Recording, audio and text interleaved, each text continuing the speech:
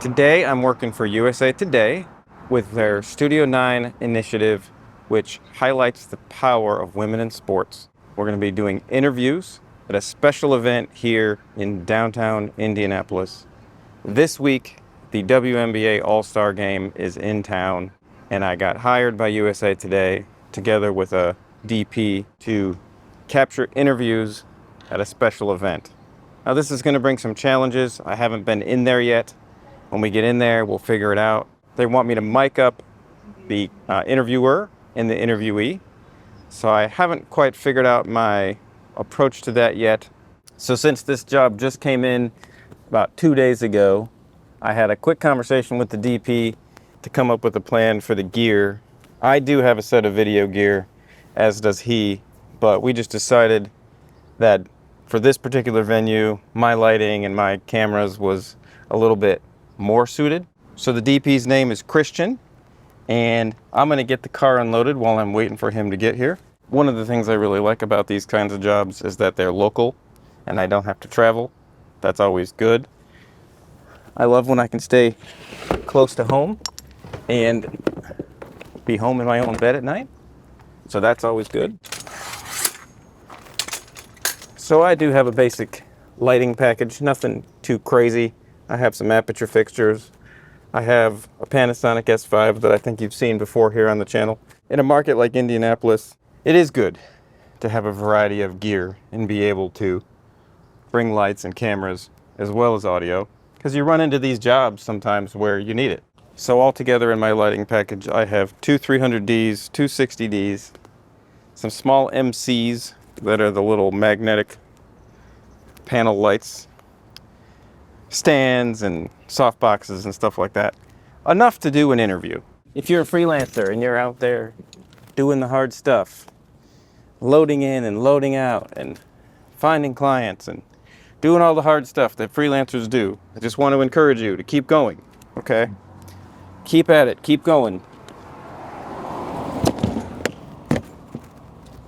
Where you got the last job is likely where you're going to get the next job, okay? And one of the tricks here is to do the best you can on every single job. Don't leave any jobs thinking, I wish I did more. Definitely don't leave any jobs thinking, I wish I did less. Because your full effort is what it's going to require to really succeed in this business. Full effort with attitude, full effort with everything you do, okay? One of the toughest things to deal with is last minute changes, both last minute adds to your schedule and last minute deletions to your schedule. For some reason, I've had a bunch of jobs fall off lately. You know, I was holding dates that never materialized. Sometimes I go through seasons where I wish some dates would fall off because I'm just really busy. It's a balance, okay? You just have to work when the projects come in and rest when they don't. So on this gear pack, I've got my main audio case, my lighting over on this side, my audio support case, and then this is my Panasonic S5. This is the camera we're going to use for tonight. I'm going to leave a few things in the car because I'm not sure if I'm going to need everything. Definitely need a tripod. These are my Matthews tabletops. Need those. Then I've got some stands here. Just going to make sure that these are all packed in the case nicely. You know, when you're in video, over time you gather a lot of stands. You acquire lots of stuff. So it just takes time. So if you're ever looking at somebody that has a lot of gear and you're like, gee whiz, how did they get all that gear? Normally it's over time.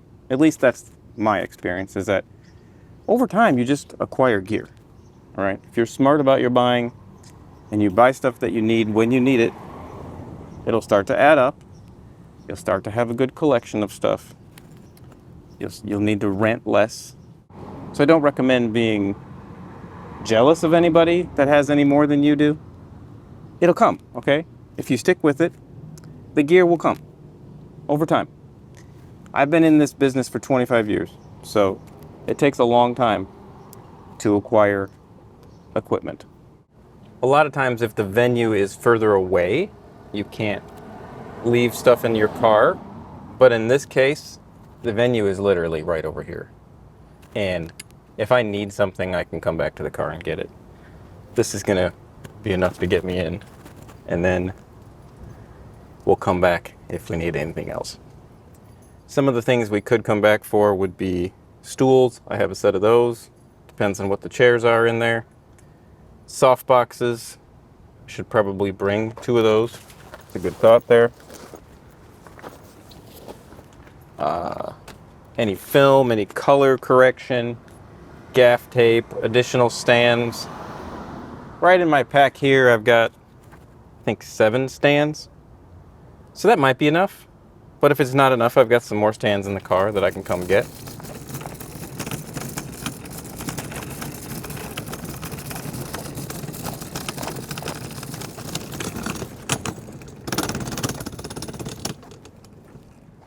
Okay, so we just loaded in and took a loop around the building, and I have a few ideas. I'd like to be upstairs where it's quiet, or outside where it's quiet, but we're still waiting for the client to get here, and then we'll make a final decision. In the meantime, I need to get my boom poles out of my car. Yay. We think this is our corner right here. Say hi to Christian. Hi. We think this is our corner right here. Client's not here. We are here early because we like to be places early. We're just gonna get our gear set and prepped and ready to put in place. First thing is the camera. Set up a key light at 56 Kelvin. It's a 300D at about 40% brightness. And then we have a 60D up behind them. Put a blue gel on it just for some cool effect. And then we have another 60D to the side at very low percentage, and that's for fill. If we need it. You know, we can always not use it, but it's there if we need it. And then behind them, we got an MC that I turned really orange to give a nice orange and blue contrast feel. I put my Senken CS3E, boomed it up above them, ran it into the audio bag, and then I have an audio snake going over to the S5, plugged into the mic in, and then also coming back out of the S5 headphone port into my headphone return so I can listen. But I think we're ready to go. Christian is just going to be running around shooting B-roll, and the players are going to come through this red carpet experience over here behind me, and it's going to be good. I'm going to send you tone. You hear it? Okay. What has it been like to see this growth in women's sports in all aspects? It's been incredibly exciting. I mean, to be able to watch it really courtside, pun intended, and to even be a part of the growth of it and the investment into it has been also exciting. This work has been tremendously beneficial to our brand and to our business. We see double-digit growth in our favorability metrics among fans of women's sports. It's been going great in there. We had 2 sets tonight. We had one set where we had to put one person on camera, one person off camera. That was for the very first interview. And then for the rest of these interviews, we've done a 2-person set. So we transitioned it. So we had 2 key lights, 2 backlights. And then for the 2-person set, all night I've been using my Senken CS3E for the main person. And then I've been using my Senken CS-M1 for the interviewee. When the interviewee was off camera, I still used that because the client asked for them to be recorded the whole night. And then when we put them together, same thing. It's been sounding good. We had to work together with the DJ to turn the music down because it was a little loud. And the DJ thankfully worked together with us to get that music turned back. So it's always good to have good collaboration with the event people so that you can get good sound. And the client was very concerned about that. So it was good.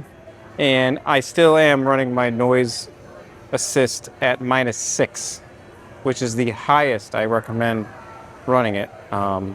Sounding good, but the noise assist is at -6. It is so insane and so cool. Like, I love all the different aspects of it, the different brands that are here supporting and investing, seeing all the different people coming from around the country and around the world. Have you worn any of your Olympic gear again from either Tokyo or from Paris? Like, do you ever just wear it out on a random Saturday afternoon? You know, I feel shy bringing it out. So if I'm doing some kind of like USA volleyball event or, you know, making an appearance for like some volleyball specific event, I'll wear it. So I've ended up using the CS3E as my main talent mic and the CSM1 as the mic for the interviewer. The way I have it on my mixer is CS3E is channel 5 and the CSM1 is channel 6. And then I'm panning those left for the CS3E and right for the CSM1. So that makes the main talent on channel 1 and the interviewer on channel 2. And because I have them panned left and right, it puts the interviewer and the talent on separate channels.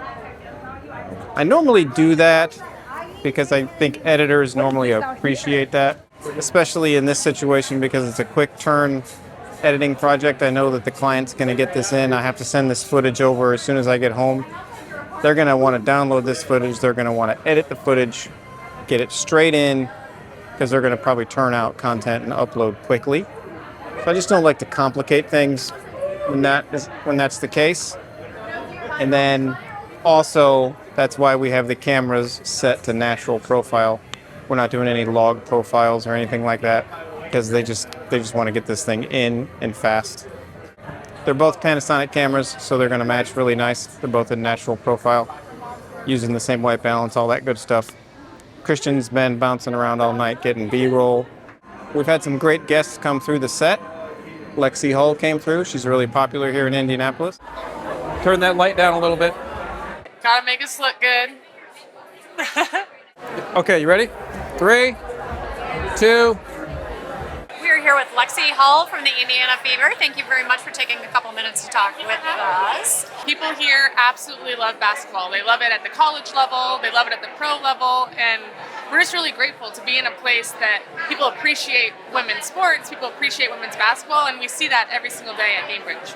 This All-Star Weekend kind of seems like really epitomizing the growth of the game and the new fans that are coming in. What's it been like to be a part of that and see this exponential growth? It's huge. I mean, we're so grateful for the growth. And I mean, I think all the players that are here are booked doing things Thursday, Friday, Saturday. That hasn't been the case. And so we're really grateful to be in this moment. We're grateful for the amount of fans that have traveled to Indy for this. I think it only shows, you know, there's so many people that love women's basketball. Okay, so we're all finished up for the night. Packing everything down, putting it all back together. And it was a great shoot. I really appreciate you guys watching to the very end, seeing how all this works out. Got great audio, got great video. Great to work with my buddy Christian over there. And it's about midnight. Yep, and we got in here about 6:30. Makes for a long day. Got great interviews, great sound, great video, good lighting over here in the corner, and good shoot overall. So thanks for watching, and we'll see you in the next one.